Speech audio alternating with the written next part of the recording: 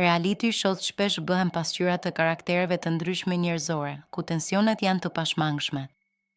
Sjellja e Monika Lubonjes ndaj Selina Zadrimës ka ngjallur reagime, duke u perceptuar shpesh si nënvlerësuese. Ekziston një shprehje e njohur, mos të hyj vetja në qejf, një këshill kundër mendje madhësisë ndaj të tjerëve.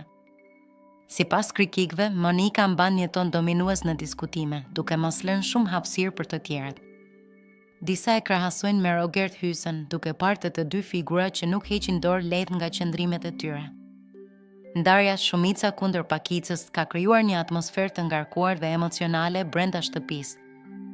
Megjithatë, këto përplasje janë pikërisht ato që mbajnë publikun të interesuar në këtë format. Për disa Monika është lojtare e fortë, për të tjerë tepron me kritikat. Perceptimet ndryshojnë shumë. Dinamika mes Monikës, Selinës dhe Rogertit do të mbetet një nga temat më të diskutuara të sezonit.